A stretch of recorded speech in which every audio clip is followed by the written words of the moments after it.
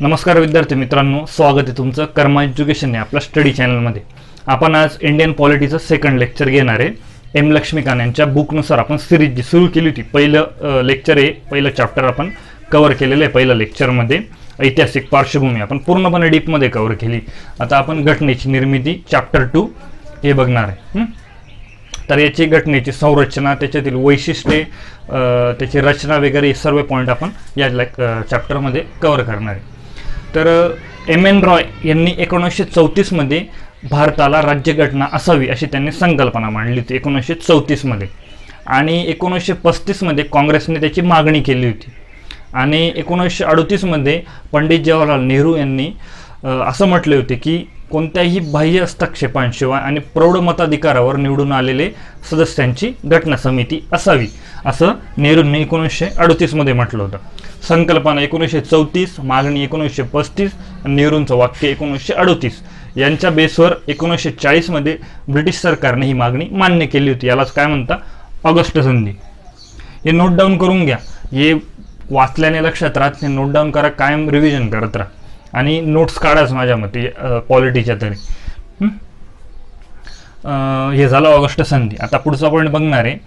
स्वतंत्र राज्यघटनेचा ब्रिटिश सरकारने प्रस्तावित मसुदा तयार केला, म्हणजे त्याच्यावर विचारविनिमय केला. त्यांचे जे मुख्य लोक होते, प्रमुख लोक होते, त्यांची समिती बसवली, त्याचा मसुदा तयार केला आणि तो मसुदा भारतात पाठवला 1942 मध्ये. तर कोणाच्या मार्फत पाठवला होता तो, तर त्यांच्या मंत्रिमंडळातील एक सदस्य होते सर स्ट्रॅफॉर्ड क्रिप्स यांच्यामार्फत त्यांनी भारतामध्ये पाठवला होता 1942 मध्ये. स्वतंत्र राज्यघटना म्हणजे भारताची स्वतंत्र राज्यघटना, त्याच्यात फक्त भारत शब्द आलेला होता. पण मुस्लिम लीगला तो प्रस्ताव मान्य नव्हता, कारण त्यांना भारत आणि पाकिस्तान असे दोन राष्ट्र पाहिजे होते. म्हणजे त्यांना पाकिस्तान पाहिजे होतं, त्याचं भारताची त्यांना फाळणी करून पाहिजे होती. त्याच्यामुळे त्यांनी हा प्रस्ताव पूर्णपणे नाकारला. आणि त्यानंतर कॅबिनेट मिशन भारतात आले. क्रिप्स आले, क्रिप्स योजना झाली, त्यानंतर कॅबिनेट मिशन भारतात पाठवण्यात आले. त्यांनी स्पष्ट त्यांची नोट होती की घटना समितीला ही कल्पना अमान्य आहे. कोणती की दोन घटना, की भारताला दोन घटना राज्यघटना असावी, त्यांनी ती कल्पना पूर्णपणे अमान्य केलेली होती. ती मागणी कोणाची होती, मुस्लिम लीगची. आणि त्यांनी ही कल्पना अमान्य केली, पण मुस्लिम लीगला मान्य होईल, सर्वसाधारणपणे मान्य होईल अशी घटना समिती किंवा संविधान सभा राहील अशी त्यांनी योजना सादर केलेली होती. हे समजलं तुम्हाला. आता आपण घटना समितीची संरचना बघणार आहे, त्याचं स्ट्रक्चर बघणार आहे पूर्णपणे. तर कॅबिनेट मिशनने ठरवलेल्या योजनेनुसार नोव्हेंबर 1946 मध्ये संविधान सभा किंवा घटना समिती स्थापन करण्यात आली होती. 1946 मध्ये घटना समिती स्थापन केली, हे सर्वसाधारण प्रत्येक मुलाला माहिती, प्रत्येक विद्यार्थ्याला माहिती. पण कोणाची योजना होती ती, कॅबिनेट मिशनची. बऱ्याच मुलांना सर स्ट्रॅफॉर्ड क्रिप्स म्हणजे क्रिप्स योजनेनुसार वाटतं, पण ती कॅबिनेट मिशन योजनेनुसार होती. लक्षात ठेवा. तर आपण याची वैशिष्ट्ये बघणार आहे. तर याच्यातील सदस्य कोणकोणते होते, कोणत्या कोणत्या पक्षाने त्या जागा जिंकल्या होत्या, मुस्लिम लीगला किती जागा दिल्या होत्या, ब्रिटिश भारताला किती जागा दिल्या होत्या, संस्थानांना किती जागा दिल्या होत्या, ते आपण आता बघणार याच्या वैशिष्ट्यांमध्ये. तर सदस्य होते 389. त्या 389 सदस्यांपैकी 296 जागा या ब्रिटिश भारतासाठी होत्या, परत 93 जागा या संस्थानांसाठी होत्या. आणि या 296 जागांमध्ये 292 जागा या 11 प्रांत होते. त्या 11 प्रांतांमध्ये गव्हर्नर होते. त्या प्रांतांसाठी 292 जागा काढल्या होत्या 296 मधून. म्हणजे 4 जागा उरल्या. त्या 4 जागा मुख्य आयुक्त ज्या प्रांतांमध्ये होते तिथून एक एक अशी ती जागा भरली जाणार होती. समजलं ना तुम्हाला. हे बघा, या 296 जागा ब्रिटिश भारतासाठी, त्याच्यापैकी 292 जागा गव्हर्नर असलेले 11 प्रांत, आणि 4 जागा या मुख्य आयुक्त असलेल्या प्रांतांमधून एक एक जागा. असे 4 प्रांत होते जेथे मुख्य आयुक्त होते. असे 4 प्रांत, तिथून एक एक जागा, अशा टोटल 296 जागा. आणि सदस्य हे 10 लाख लोकसंख्येला एक सदस्य राहणार होता. तर ब्रिटिश प्रांतांना दिलेल्या जागा या मुस्लिम, शीख आणि सर्वसाधारण या 3 प्रमुख समुदायांमध्ये लोकसंख्येनुसार दिल्या जाणार होत्या. मुस्लिम, शीख आणि सर्वसाधारण या 3 समुदायांमध्ये त्या दिल्या जाणार होत्या. ब्रिटिश प्रांतातील जागा, याच्यामुळे संस्थानांच्या जागा येत नाही.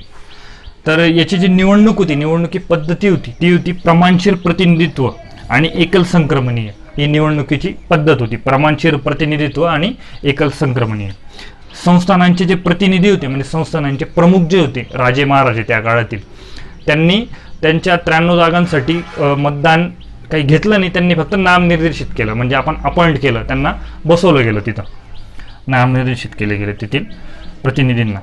आणि 296 जागा होत्या ब्रिटिश भारताच्या. याच्यासाठी जुलै ऑगस्ट 1946 मध्ये मतदान घेण्यात आले होते. त्याचा रिझल्ट असा होता की 208 जागा भारतीय राष्ट्रीय काँग्रेसने जिंकल्या होत्या 296 पैकी. त्यापैकी 73 जागा या मुस्लिम लीगने जिंकल्या होत्या आणि इतर काही पक्ष होते छोटे छोटे, त्यांनी 15 जागा या जिंकलेल्या होत्या. संस्थानांनी घटना समितीत सहभागी न होण्याचे ठरवले होते. संस्थानाच्या 93 जागांसाठी जे संस्थाने होते, 93 संस्थाने, यांनी घटना समितीमध्ये सहभागी न होण्याचे ठरवलेले होते. म्हणून त्या 93 जागा पूर्णपणे रिक्त राहिल्या होत्या. मग किती जागा झाल्या? या फक्त 296 जागा, 93 पूर्णपणे रिकामी राहिल्या होत्या. त्यांना ते मान्यच नव्हतं घटना समितीमध्ये सहभागी होण्याचं. या 296 जागांमध्ये सर्व जाती धर्माचे सदस्य होते. त्या काळातील जेवढे पण काही प्रमुख नेते होते ते सर्व त्या समितीमध्ये सदस्य म्हणून होते. फक्त महात्मा गांधी आणि मोहम्मद अली जिन्ना हे 2 नेते, त्या काळातील प्रमुख नेते, त्या समितीमध्ये सदस्य नव्हते. कोणकोणतं? गांधी आणि जिन्ना. आता घटना समितीचे कामकाज बघणार आहे आपण. हे स्ट्रक्चर झालं, त्याच्यातील वैशिष्ट्य झाले. आता आपण समितीचे कामकाज बघणार आहे. तर घटना समितीची सर्वात पहिली बैठक झाली होती 9 डिसेंबर 1946 रोजी. पहिली बैठक. त्या बैठकीचा अध्यक्ष कोणीतरी पाहिजे होता, पण पहिल्याच दिवशी निवडणूक काही घेता येणार नव्हती, त्यामुळे हंगामी अध्यक्ष निवडला गेला. ही पद्धत कोणाकडनं घेतली होती भारताने? तर फ्रान्सकडनं घेतली होती. फ्रान्समध्ये हंगामी अध्यक्ष अशा पद्धतीने निवडला जात होता की उपस्थित असलेले जेवढे काही सदस्य होते त्या सदस्यांमध्ये जो सर्वात ज्येष्ठ सदस्य असणार तो हंगामी अध्यक्ष असणार. ही कोणाकडनं घेतलेली प्रथा होती? फ्रान्सकडनं. तर 211 सदस्य उपस्थित होते. कारण 211 का? की मुस्लिम लीगने त्याच्यामध्ये बहिष्कार टाकला होता पहिल्या बैठकीमध्ये. कारण त्यांना स्वतंत्र पाकिस्तानने त्यांनी आग्रह धरलेला होता, त्यामुळे ते उपस्थित नव्हते. ते झालं. आणि हंगामी अध्यक्ष कोण होते? तर पहिले सच्चिदानंद सिन्हा. ते 2 दिवसासाठी होते. तिसऱ्या दिवशी म्हणजे 11 डिसेंबर 1946 रोजी मतदान घेण्यात आलं. डॉक्टर राजेंद्र प्रसाद हे अध्यक्ष झाले आणि एच.जी. मुखर्जी हे उपाध्यक्ष झाले मतदान झाल्यावर. आणि एक घटनात्मक सल्लागार सुद्धा नियुक्त करण्यात आले. त्यांचं नाव होतं B N. Rau. Sir B N. Rau यांना घटनात्मक सल्लागार म्हणून नियुक्त करण्यात आले होते. हे झालं पहिला, दुसरा आणि तिसरा दिवस, म्हणजे 11 डिसेंबरपर्यंतचं काम झालं. त्यानंतर 13 डिसेंबरला उद्दिष्टांचा ठराव मांडण्यात आला. ऐतिहासिक उद्दिष्टांचा ठराव, म्हणजे ऐतिहासिक ठराव म्हणतात त्याला. तो जवाहरलाल नेहरू यांनी मांडला होता. तो आपण ठराव बघणार आहे. या ठरावामध्ये काय होतं? संरचनेचे तत्वज्ञान आणि मूलगामी विचार व्यक्त होतील, म्हणजे व्यक्त होत आहे, म्हणजे नैतिक विचार, मूलगामी विचार, संरचनेचे तत्वज्ञान हे या उद्दिष्टांमध्ये व्यक्त होता, असा तो पहिला पॉईंट होता. त्यानंतर घटना बनवण्यासाठी ही समिती वचनबद्ध राहणार होती. राज्यघटना बनवण्यासाठी ही समिती पूर्णपणे वचनबद्ध आहे, हा दुसरा पॉईंट होता. परत भारत एक संघराज्य बनेल, हा तिसरा पॉईंट होता, संघराज्य बनेल. त्यानंतर भारतीय जनतेला सामाजिक, राजकीय, आर्थिक या क्षेत्रांमध्ये समान संधी होती आणि न्यायापुढे पण समानता होती. त्यानंतर अल्पसंख्य, मागासवर्गीय, आदिवासी क्षेत्र, दलित यांच्यासाठी पण एक संरक्षण उपाययोजना त्या ठरावामध्ये आखल्या होत्या त्यांनी. हा चौथा पॉईंट झाला, चौथा, आणि हा 5वा पॉईंट झाला. तर 6वा महत्त्वाचा पॉईंट की प्रजासत्ताकाच्या क्षेत्राची, म्हणजे भारताचा जो जो क्षेत्र होतं त्या क्षेत्राची अखंडता, भूमी, जल आणि हवाई या तिन्ही क्षेत्रांचे सार्वभौमत्व यांचे संरक्षण केले जाणार होते. कोणाप्रमाणे? तर एक सुसंस्कृत राष्ट्राप्रमाणे ते संरक्षण केले जाणार होते. आणि पुढचा एक महत्त्वाचा पॉईंट होता शेवटचा, की जगामध्ये आपले योग्य स्थान प्राप्त करेल अशा समितीचा सर्वात प्रमुख ठराव मधला उद्दिष्ट होतं ते. कोणतं? की जगामध्ये आपले योग्य स्थान प्राप्त करेल आणि मानव कल्याणासाठी भारत हे आपलं प्रमुख योगदान देऊ करेल, असं या ठरावामध्ये हे 7-8 पॉईंट होते महत्त्वाचे. याच्यामध्ये एक महत्त्वाचा पॉईंट एवढाच आहे की हे बघा, अल्पसंख्य, मागासवर्गीय आणि आदिवासी क्षेत्र आणि दलित क्षेत्र या इतर मागासवर्गीय यांच्यासाठी संरक्षण उपाययोजना केल्या जाणार होत्या उद्दिष्टांमध्ये. आणि हा ठराव मांडला कोणी होता, हा प्रश्न आलेला जवाहरलाल नेहरू यांनी मांडला होता. त्याला ऐतिहासिक ठराव म्हटलं जातं. त्यानंतर जगामध्ये आपले योग्य स्थान प्राप्त करेल, आता ठरावाचा तो मेन गाभाच होतो की आपले योग्य स्थान प्राप्त करेल आणि मानव कल्याणासाठी आपले योगदान भारत हा देणार होता, असं या संविधान सभेचे ते उद्दिष्ट होते. हे 3-4 पॉईंट आपण घेतले. आता आपण पुढचा पॉईंट घेऊ. तर पुढचा पॉईंट आहे स्वातंत्र्याच्या कायद्याने घडून आलेले बदल, ते आपण बघणार आहेत. तर पहिला पॉईंट असा आहे की जे काही संस्थाने होते त्याच्यातील 93 जे प्रतिनिधी होते ते घटना समितीमध्ये सामील झालेले नव्हते, पण फक्त 6 प्रतिनिधी हे सामील झाले होते. फक्त 6. कोणत्या तारखेपर्यंत? 27 एप्रिल 1947 पर्यंत 6 प्रतिनिधी सामील झाले होते, 93 पैकी 6. पण 3 जून 1947 ही तारीख तुम्हाला लक्षात असेलच. 3 जून 1947ला फाळणीची योजना जाहीर झाली होती. माउंट बॅटन योजना सुद्धा त्याला आपण म्हणतो. ह्या तारखेनंतर म्हणजे माउंट बॅटन योजनेनंतर बहुतेक प्रतिनिधी हे सामील झाले होते संस्थानांचे. 93 पैकी बहुतेक झाले होते. 27 एप्रिल 1947 पर्यंत फक्त 6 सामील होते. 3 जून नंतर बहुतेक सामील झाले होते.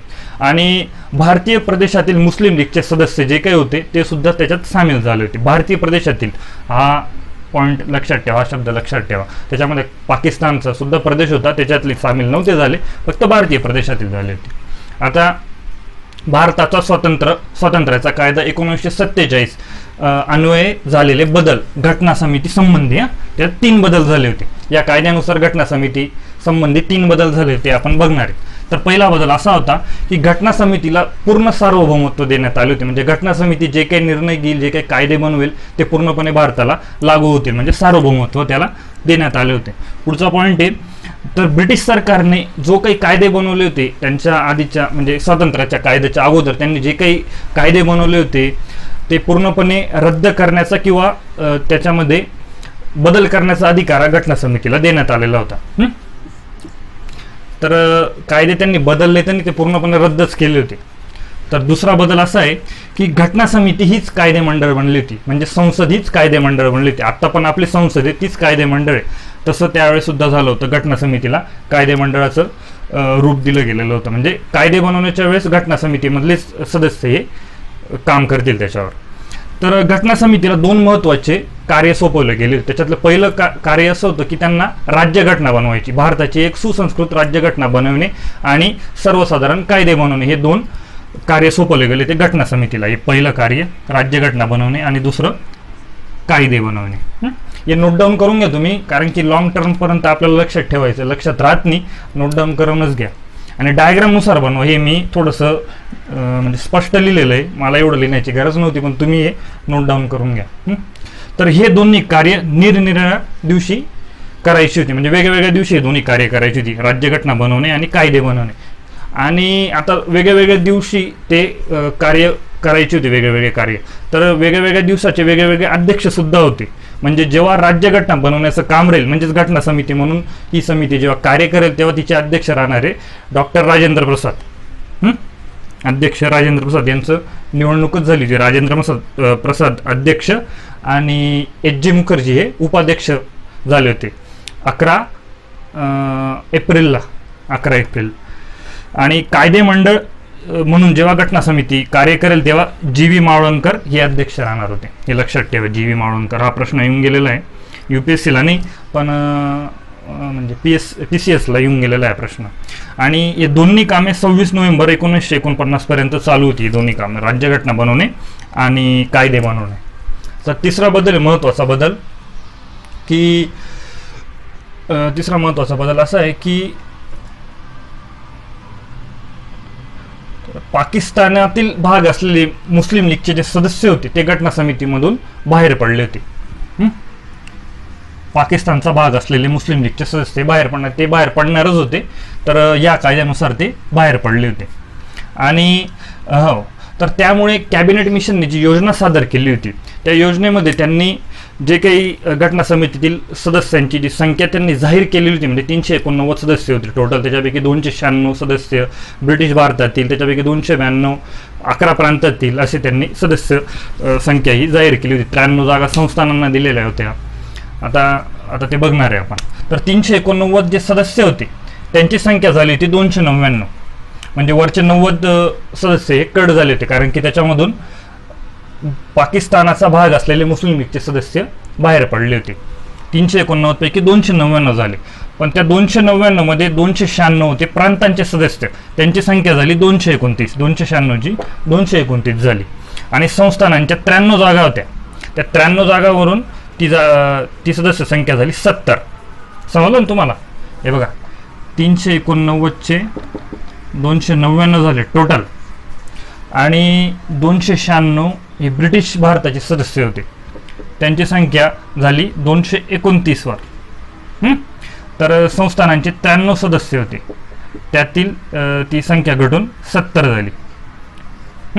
ही टोटल संख्या 299 आहे. यांच्या दोन्हींची बेरीज 299. हे बघा, 70 आणि 29 299, टोटल 389 पैकी 299 सदस्य झाले होते. आता आपण पुढचा पॉईंट बघणार आहे. हा पॉईंट तुम्हाला समजला ना, की स्वातंत्र्याच्या कायद्याने घडून आलेले बदल, घटना समिती संबंधी 3 बदल महत्त्वाचे होते, आणि त्याचा फक्त बेस आहे. मेन पॉईंट इकडे आहे दोन्ही. हे 3 पॉईंट आहे, म्हणजे 3 बदल आहेत.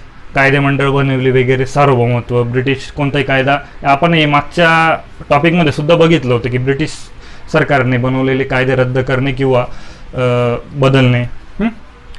घटना समितीचे अध्यक्ष राजेंद्र प्रसाद होते जेव्हा घटना समिती म्हणून ती काम करणार होती, जेव्हा कायदेमंडळ म्हणून काम करणार तेव्हा जीवी मावळणकर होते. हा महत्त्वाचा पॉईंट आहे. आता पाकिस्तानातील भाग असलेले मुस्लिम लीगचे सदस्य बाहेर पडणार होते, ते ह्या कायद्यानुसार पडले, हे पण लक्षात ठेवा. आता आपण पुढचा पॉईंट बघणार आहे की त्याची इतर कार्य, घटना समितीची इतर कार्य आपण बघणार. तर घटना समितीचे आपण इतर कार्य आता बघणार आहे. तर पहिला पॉईंट आहे की मे 1949 पर्यंत घटना समितीत भारताच्या राष्ट्रकुल सदस्यत्वाला मान्यता दिली होती. घटना समितीने भारताच्या राष्ट्रकुल सदस्यत्वाला मान्यता दिली होती मे 1949 मध्ये. हे पहिलं कार्य. त्याच्यानंतर 22 जुलै 1947 ला राष्ट्रध्वज स्वीकृत केला होता. आपण 22 जुलै 1947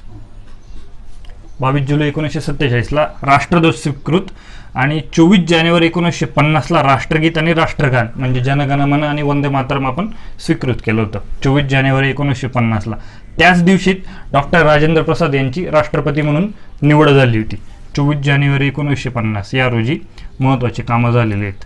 आणि पुढचा पॉईंट आहे की घटना समितीचे एकूण काम, म्हणजे पूर्ण घटना समितीचे जे राज्यघटना बनवण्यासाठी जे काही काम चालले होते ते 2 वर्ष 11 महिने 18 दिवस चालले होते. हा खूप मोठा काळ आहे, म्हणजे सर्वात जास्त काळ म्हणू शकतो आपण की भारतालाच लागलेला सर्वात जास्त काळ राज्यघटना बनवण्यासाठी. 2 वर्ष 11 महिने 18 दिवस म्हणजे 3 वर्ष तुम्ही म्हणू शकता. 11 महिने आणि 18 दिवस म्हणजे किती दिवस राहिले? फक्त 12 दिवस राहिले 3 वर्षाला. त्यानंतर राज्यघटना बनवण्यासाठी घटना जे बनवणारे जे प्रमुख लोक होते त्यांनी 60 देशांचा अभ्यास केला होता. 60 देशांचा अभ्यास करून आपली राज्यघटना तयार करण्यात आली होती. हे सुद्धा महत्त्वाचं आहे. त्यानंतर घटनेच्या मसुद्यावर 114 दिवस विचारविनिमय झाला होता. 114 दिवस मसुद्यावर. घटना समितीचे काम 2 वर्ष 11 महिने 18 दिवस आणि फक्त घटनेच्या मसुद्यावर 114 दिवस विचारविनिमय झाला होता. मसुदा समितीचे अध्यक्ष डॉक्टर बाबासाहेब आंबेडकर होते, हे पण लक्षात असेलच तुम्हाला. आणि घटना निर्मितीसाठी जो खर्च होता त्या काळामध्ये लागला होता 64 लाख रुपये. आपली घटना निर्मिती करण्यासाठी 64 लाख रुपये लागले होते. आणि 14 जानेवारी 1950 ला शेवटचे सत्र होते, म्हणजे राजेंद्र प्रसाद राष्ट्रपती झाले आणि त्या दिवशी घटना समितीचे शेवटचे सत्र होते. त्यानंतर घटना समिती संसद झाली होती. 24 जानेवारी 1950 या दिवसाला खूप महत्त्वाची कामं या दिवशी झालेले. राजेंद्र प्रसाद राष्ट्रपती झाले, राष्ट्रगीत राष्ट्रगान आपण स्वीकृत केलं होतं. त्यानंतर हे शेवटचे सत्र होते. त्यानंतर घटना समिती संपुष्टात आली होती, म्हणजे घटना समिती ही तिचं अस्तित्व हे नष्ट झालं होतं. 26 जानेवारी 1950 म्हणजे 2 दिवसानंतर या 26 जानेवारी 1950 पासून म्हणजे याच दिवशी आपण राज्यघटना अंमलात आणली होती. 26 जानेवारी 1950 पासून तर 1951 आणि 1952 मध्ये पहिली सार्वत्रिक निवडणूक झाली होती. 51-52 मध्ये या वर्षामध्ये. तेव्हा त्या निवडणुकीपर्यंत घटना समितीने 26 जानेवारी 1949 पासून 51-52 मध्ये पहिली सार्वत्रिक निवडणूक झालेली होती.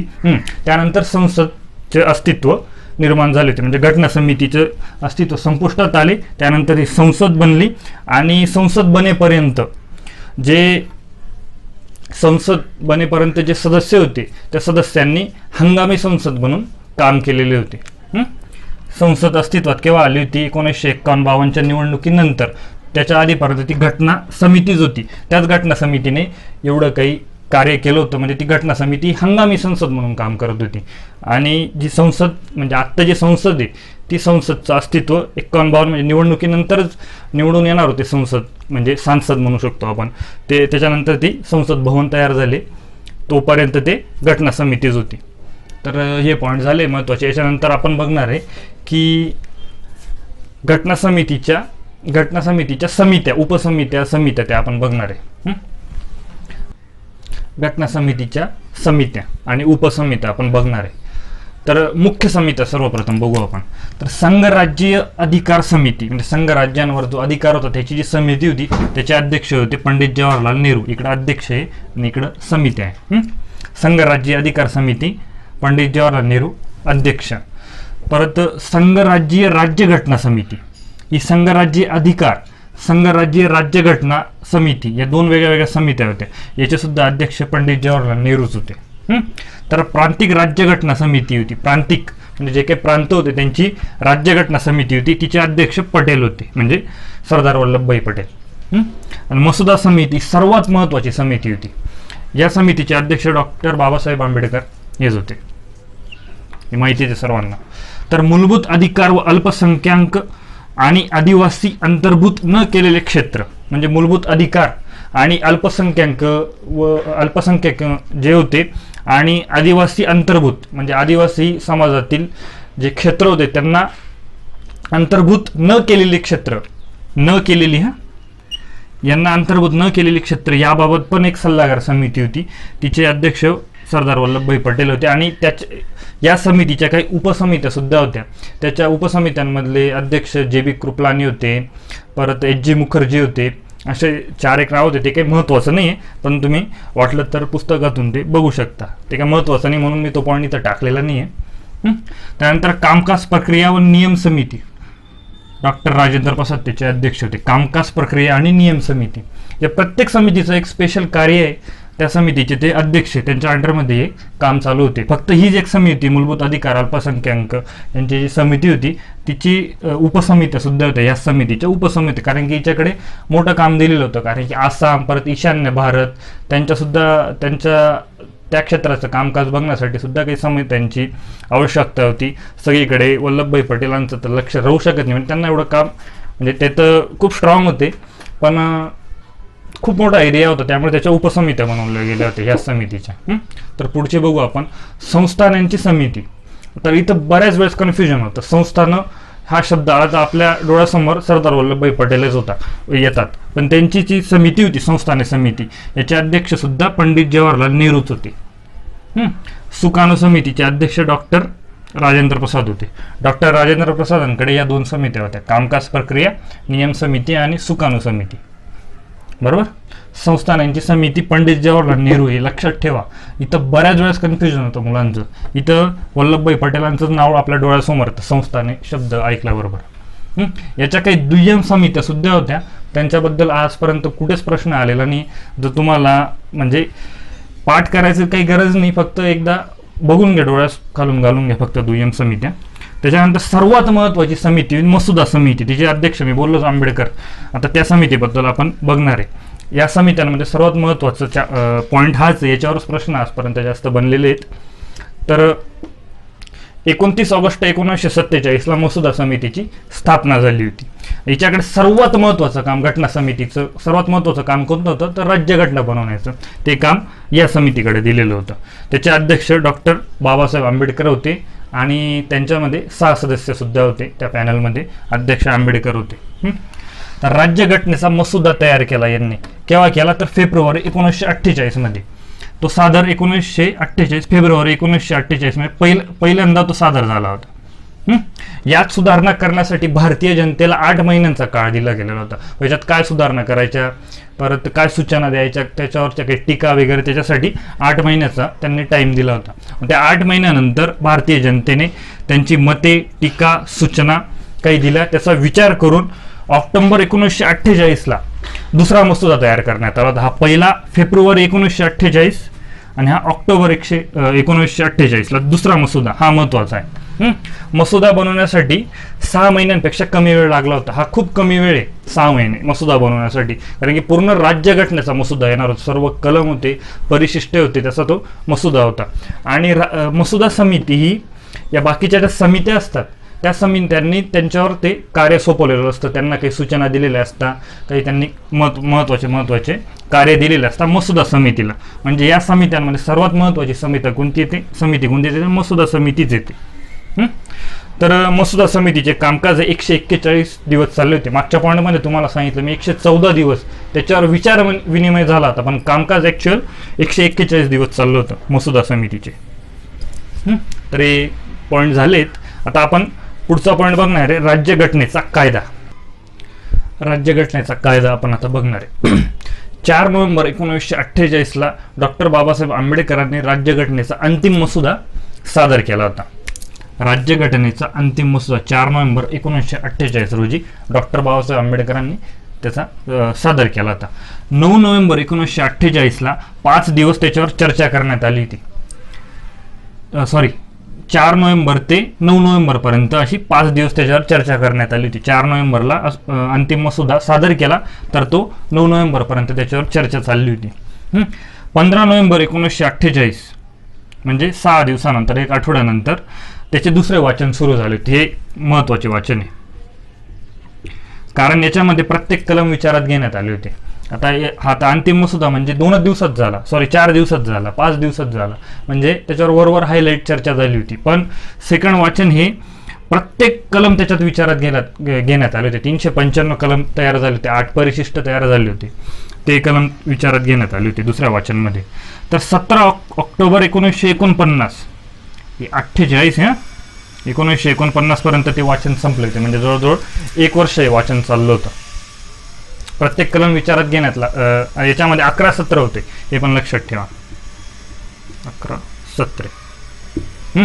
तर याच्यामध्ये 7653 सुधारणा सुचवल्या गेल्या होत्या. 7653 म्हणजे 7500 लक्षात ठेवा तुम्ही. त्याच्यामध्ये 2473 सुधारणांवर प्रत्यक्षात चर्चा झाली होती. 7653 सुधारणा सुचवल्या, त्याच्यापैकी 2473 प्रत्यक्षात चर्चा झाली होती. तर हे झालं दुसरं वाचन. त्यानंतर तिसरं वाचन 14 नोव्हेंबर 1949. 14 नोव्हेंबर 1949ला तिसरे वाचन झाले होते. आणि तेव्हाच डॉक्टर बाबासाहेब आंबेडकरांनी ठराव मांडला की घटना समितीने ठरवल्याप्रमाणे राज्यघटना संमत करण्यात यावी. म्हणजे घटना समितीने जी ठरवलेली राज्यघटना होती ती आता संमत करण्यात यावी व त्याच्यावर म्हणजे बरीच चर्चा झालेली होती. आता राज्यघटना संमत करण्यात यावी असा त्यांनी ठराव मांडला होता. आणि 26 नोव्हेंबर 1949ला राज्यघटनेचा मसुद्यांचा ठराव संमत झाला होता. 26 नोव्हेंबर 1949ला राज्यघटनेच्या मसुद्याचा हा काय होता, हा पण अंतिम मसुदा होता 4 नोव्हेंबरला. आता राज्यघटनेच्या मसुद्याचा अंतिम ठराव 26 नोव्हेंबर 1950 ही तारीख महत्वाची. 26 नोव्हेंबर 1949 त्याच दिवशी सदस्य व अध्यक्षांनी त्याच्यावर स्वाक्षऱ्या केल्या होत्या ठराव मांडल्याप्रमाणे. तर मसुदा पण ठराव तो संमत झाला होता, म्हणजे डिक्लेअर झालं होतं ते. त्याच्यावर सदस्य जेवढे वेगळे सदस्य होते आणि अध्यक्ष होते त्यांनी त्याच्यावर स्वाक्षऱ्या केल्या होत्या. याच दिवशी घटनासुद्धा स्वीकृत करण्यात आली होती आणि घटना समितीने स्वतःला ती प्रत अर्पण करून घेतली होती. तर पुढचा पॉईंट आहे, सरनाम्यात एकूण 395 कलम आणि 8 परिशिष्ट होते. 395 कलम होते, त्यांच्या प्रत्येक कलमवर त्याचे उपकलम वगैरे जेवढे काही होते त्याच्यावर चर्चा झाली होती. त्याच्यामुळे दुसऱ्या वाचनाला किती वेळ लागला होता, 1 वर्ष लागला होता. म्हणजे सरनाम्यात 395 कलम आणि 8 परिशिष्टे होते, हे लक्षात ठेवा. तर या घटना समितीमध्ये राज्यघटना तयार करण्यात सर्वात महत्त्वाचा रोल होता तर डॉक्टर बाबासाहेब आंबेडकर यांचाच. म्हणून त्यांना राज्यघटनेचे निर्माते आणि ती राज्यघटना एकदम सुसंस्कृत पद्धतीने त्यांनी मांडली, त्याच्यावर चर्चा घडवून आणली, एवढा वेळ त्यांनी दिला, त्याच्यामुळे त्यांना भारतीय राज्यघटनेचे शिल्पकार सुद्धा म्हणतात. तर असा होता राज्यघटनेचा कायदा. याच्यावर प्रश्न बनतात, हा तुम्ही व्यवस्थित नोट डाऊन करा, लक्षात ठेवा आणि रिव्हिजन करत राहा. आता आपण याच्यानंतर पुढचा पॉईंट बघणार आहे की घटनेची अंमलबजावणी कशा पद्धतीने केली, त्याच्यातील महत्त्वाचे कलम वगैरे काय होते ते सुद्धा आपण बघणार आहे. तो महत्त्वाचा नाही तो पॉईंट, पण आपण बघणार आहे आपल्याला, कारण की पूर्ण एक हायलाईट काहीच करायचं नाही, पूर्ण काही महत्त्वाचे पॉईंट आपल्याला त्याच्यात टाकायचेच. तर आता याच्यानंतर आपण पुढचा पॉईंट बघणार आहे घटनेची अंमलबजावणी, त्याच्यानंतर घटना समितीवरील टीका. आता ही जी महत्त्वाची समिती होती, त्याच्यावर राज्यघटना तयार झाली, त्याच्यावर बऱ्याच लोकांनी टीका करणारच आहे, साहजिक आहे. कोणतंही चांगलं कार्य झालं त्याच्यावर टीका होणारच आहे, ते टीकासुद्धा आपण बघणार आहे.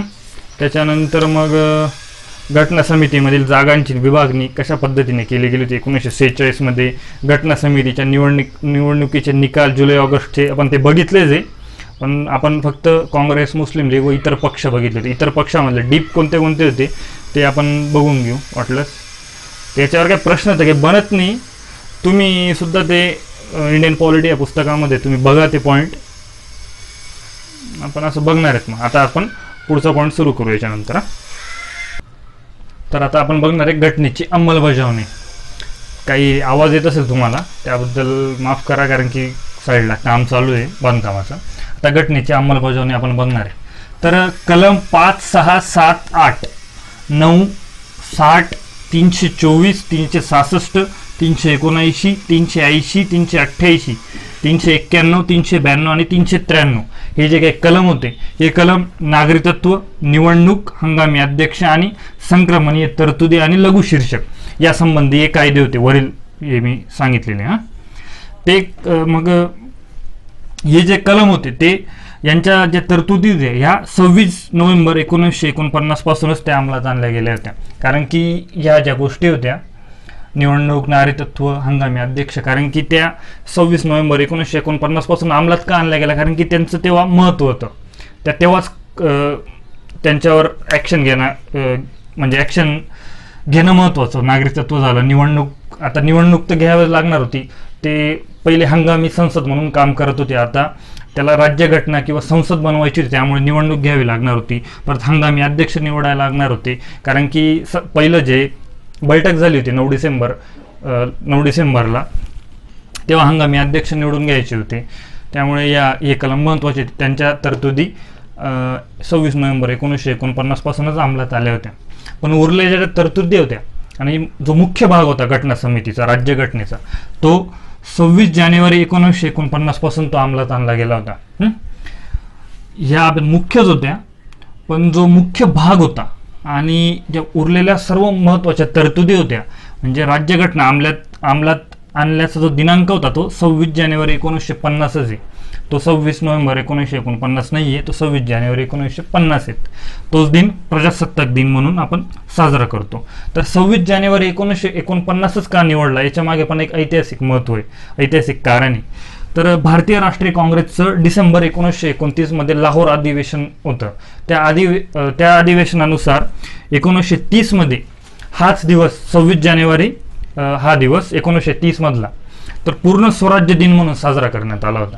म्हणून हाच दिवस आपण प्रजासत्ताक दिन किंवा प्रजासत्ताक दिन म्हणून निवडला होता. म्हणजे त्याच दिवशी जो मुख्य भाग होता राज्यघटनेचा तो अंमलात आणला गेला होता. तर तो 26 नोव्हेंबर 1949 तो दिवस नाही आहे जेव्हा राज्यघटना अंमलात आणली गेली, व पूर्णपणे 26 जानेवारी 1950 आहेत. आता तर राज्यघटना जेव्हा अंमलात आली, घटना समिती ही घटना समिती राज्यघटना बनवली, तेव्हापासून ती संसद तयार झाली. ती अंमलात आणल्यानंतर भारताचा स्वातंत्र्याचा कायदा 1947 आणि भारत सरकार कायदा 1935 हे महत्त्वाचे कायदे होते. या कायद्यानुसारच भारत स्वतंत्र होईपर्यंत जे शासन चालू होतं. राज्यघटना तयार झाली, त्याचे स्वतंत्र कलम तयार झाले, परिशिष्ट तयार झाले. त्यामुळे हे जे दोन कायदे होते, भारताचा स्वतंत्राचा कायदा आणि भारत सरकार कायदा 1935 हे पूर्णपणे रद्द करण्यात आले होते आणि राज्यघटनेतील जे कलम होते ते अप्लाय करण्यात आले होते. फक्त एक कायदा होता प्रिव्ही काउन्सिल ऍक्ट, तो ज्युरिडिक्शन या संदर्भातला होता. प्रिव्ही काउन्सिल ऍक्ट 1949 हा मात्र अस्तित्वातच होता. तर अशी होती घटनेची अंमलबजावणी. हे कलम 26 नोव्हेंबर पासून अंमलात आणले गेले होते, वरील लिहिलेले, हे नोट डाऊन करून घ्या. आणि जे उरलेला जो मुख्य भाग होता तो 26 जानेवारी 1949, या 26 जानेवारी 1949चं जे महत्त्व होतं ते सांगितलंच मी तुम्हाला. त्यानंतर फक्त प्रिव्ही काउन्सिल ऍक्ट 1949 अस्तित्वात होता राज्यघटना तयार झाल्यानंतर सुद्धा. आता आपण पुढचा पॉईंट बघणार आहे की घटना समितीवरील टीका, ते आपण आता डीपमध्ये बघणार आहे. घटना समितीवरील टीका आता आपण बघणार आहे.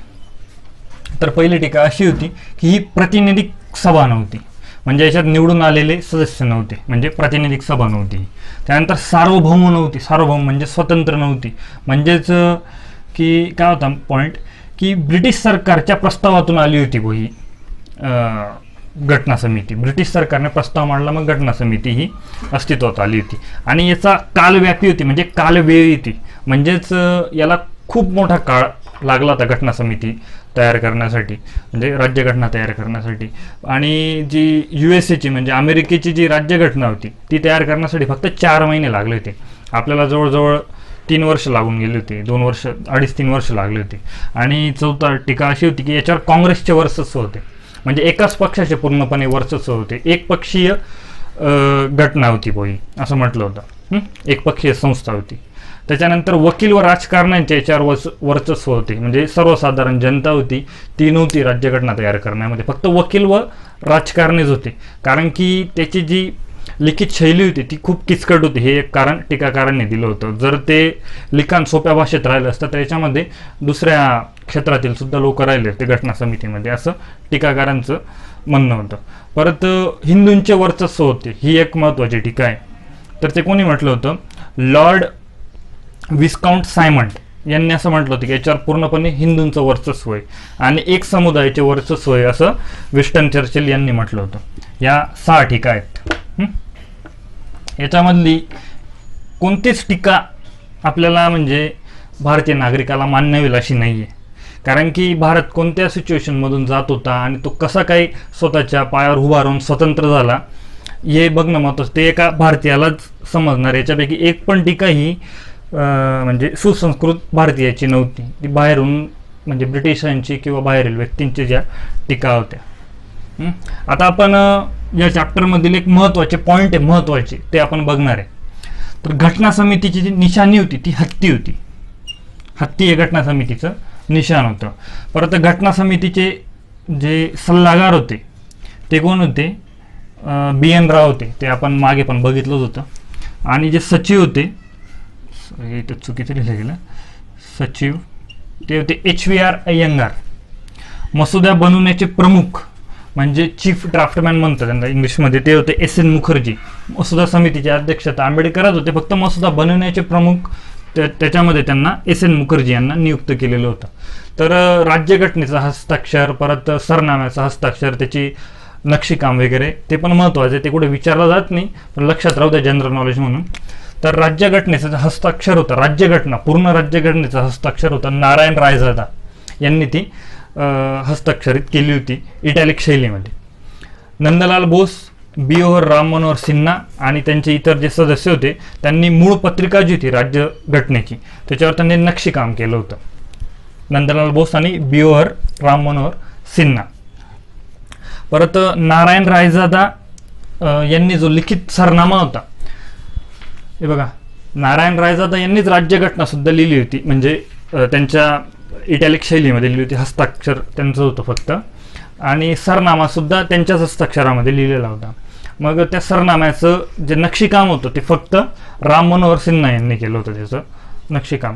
आणि हे होतं इंग्लिशमधलं राज्यघटना. आता हिंदीमधली राज्यघटना कोणी लिहिली होती तर वसंत किशन वैद्य यांनी ती त्यांच्या हस्ताक्षरामध्ये लिहिली होती आणि तिला आकर्षक नंदलाल बोस यांनी केलं होतं. याच्यावर कोणताच प्रश्न बनणार तर नाही, पण हे लक्षात राहू द्या जनरल नॉलेज म्हणून, कारण की आपली राज्यघटना, सरनामा याच गोष्टींवर आज भारत चालतोय, ते लक्षात असू द्या. आपण बघतो ना स्टेट बोर्ड किंवा NCERTचे बुक्स असतात, त्याच्या स्टार्टिंगला राज्यघटनेचा सरनामा लिहिलेला असतो, त्याच्यावर नक्षीकाम, त्याचं हस्ताक्षर या प्रमुख लोकांचं होतं. रायजादा झालं, परत वसंत कृष्ण वैद्य यांचं झालं. तर समितीवरील टीका आणि आपण हे बेसिक काही महत्त्वाचे पॉईंट होते ते बघितले, आणि हे चॅप्टर आता पूर्णपणे संपलेलं आहे, घटनेची निर्मिती. याच्यानंतर आपण पुढचं चॅप्टर बघणार आहे, पण या चॅप्टरमधले काही पॉईंट आहे की घटना समितीमधील जागांची विभागणी कशी केली होती ते आपण बघितलंच होतं. कॅबिनेट मिशननुसार त्यांनी सदस्य 389 पहिले सदस्य, त्याचे 296 सदस्य ब्रिटिश प्रांतातील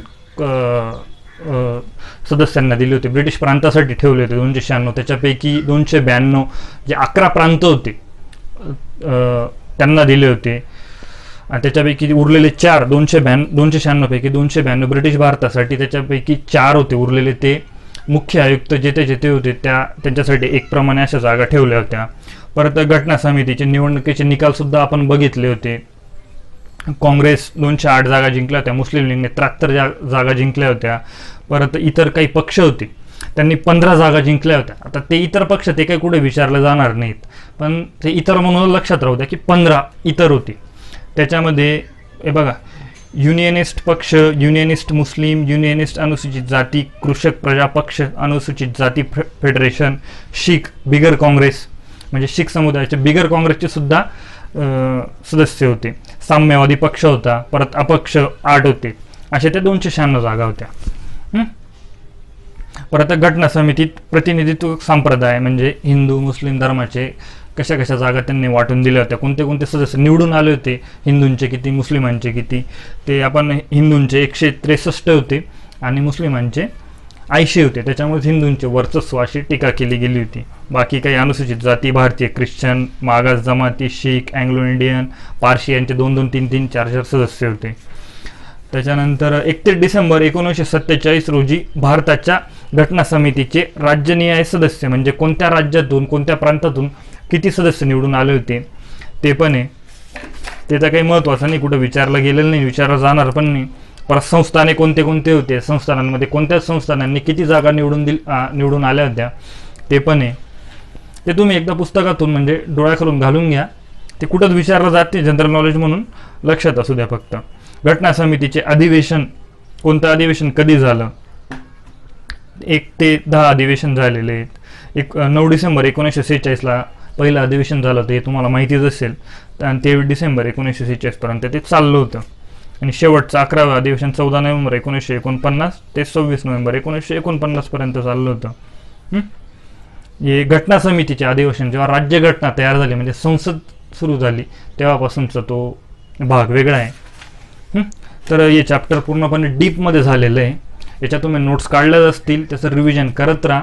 आणि आता पुढचं चॅप्टर जेव्हा पुढचं लेक्चर मी सुरू करेल त्याच्या आधी तुम्ही मागचे 2 लेक्चर बघून घ्या, वाटलंच स्किप करून बघा, म्हणजे फॉरवर्ड करून बघा, स्पीड त्याचं वाढून बघा, पण आहे ना मागचे 2 चॅप्टर लक्षात राहिले ना तर पुढचं चॅप्टर आपल्याला व्यवस्थित समजतंय. आता एक घटनेची निर्मिती आपण बघितली, याचा पूर्ण भाग ऐतिहासिक पार्श्वभूमीमध्ये होता पहिल्या चॅप्टरमध्ये. मग हे चॅप्टर जर तुम्ही बघितलं असेल तुम्हाला व्यवस्थित समजलं असणार. काही काही पॉईंट मागच्या चॅप्टरमधूनच पुढे कॅरी फॉरवर्ड झालेले असतात, त्याच्यामुळे ते बघायचं. तर हे लेक्चर तुम्हाला आवडलं असेल तर नक्कीच लाईक करा, शेअर करा, सबस्क्राईब करा, शेअर खूप करू द्या, कारण की मराठीमध्ये पॉलिटी असो बाकी विषयांच्या एवढे चॅनल आहेच, पण मराठीमध्ये कमी आहेत. डीपमध्ये शेअर करणारे शिकवणारे खूप कमी चॅनल्स आहेत. तर मी तो प्रयत्न करतो डीपमध्ये हे चॅप्टर हे सब्जेक्ट पूर्ण तुमच्याशी शेअर करण्याचा. तर मग करा शेअर. धन्यवाद. तर मित्रांनो, एक पॉईंट तुम्हाला सांगायचा राहिला. आता हे बघा, पॉलिटिक्सचं माझे 2 लेक्चर झाले म्हणजे 2 चॅप्टर झाले. तर ह्या चॅप्टरमध्ये MPSC झालं, UPSC झालं, या परीक्षांमध्ये विचारले गेलेले जे काही क्वेश्चन आहे ते आपण सुद्धा त्याचं सुद्धा लेक्चर बनवणार आहे. म्हणजे ऐतिहासिक पार्श्वभूमी या चॅप्टरवर येऊन गेलेले आधीचे क्वेश्चन ते बघणार आहे आपण, पूर्ण डीपमध्ये त्यांचं ॲनालिसिस करणार आहे. परत या दुसऱ्या चॅप्टरवर बनलेले त्याचं सुद्धा आपण एक सिरीज घेणार आहे. आपण आहे ना 5 लेक्चर किंवा 5 चॅप्टर आहे, 5 चॅप्टर नंतर एक लेक्चर घेणार आहे कशाचं, क्वेश्चन आन्सरचं. त्याच्यामध्ये मी ते 5 चॅप्टरचं पूर्णपणे क्वेश्चन आन्सर तुम्हाला ॲनालिसिस करून देईल. चालेल, धन्यवाद.